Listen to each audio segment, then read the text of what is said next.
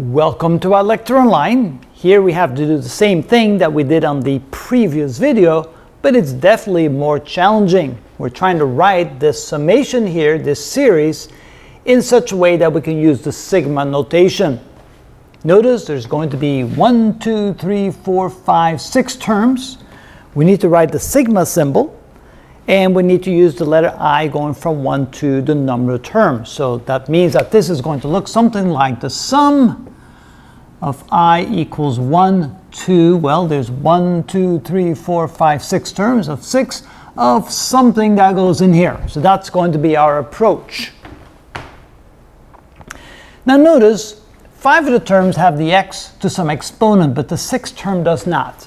But we do see that the exponents increase by 2. 2, 4, 6, 8, 10, so forth. So we might be able to write this one like this. Maybe this is x to the 0 power, because remember, anything to 0 power is equal to 1. So maybe we could write this like this. X to the 0 power minus x squared plus x to the 4th power minus x to the 6th plus x to the 8th minus x to the 10th. That's exactly the same what I had when I started, but now you can see a little bit more uniformity between all of the terms. All right.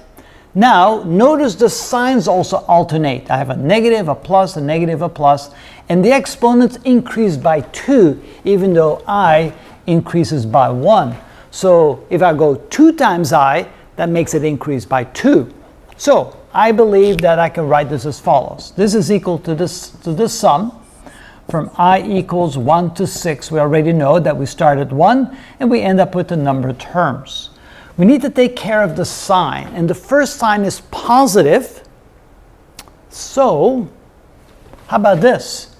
The number negative 1 raised to the I plus 1 power. So when I is 1, the exponent is 2 and it becomes positive. When I is 2 for the second term, I get 3 the exponent, I get a negative. So that takes care of the sign. Now I need an x raised to some exponent, and notice I need to have 2 times I because I need to go from 2 to 4 to 6 to 8, well, it's actually starting at 0. So I need a 2i there because I need to increase by 2. When I increases by 1, I want the exponent to increase by 2, but I need to start at 0.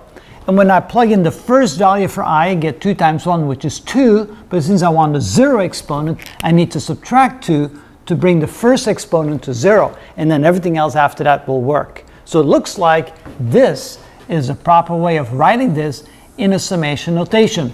This will give me the correct signs. This will give me the correct change in the exponents. For each increase in I, it increases by 2. But I need to start at 0, so I need to subtract 2 to give me the proper starting point. So this is the right way of writing that in a summation notation. And that is how it's done. See, it is more challenging.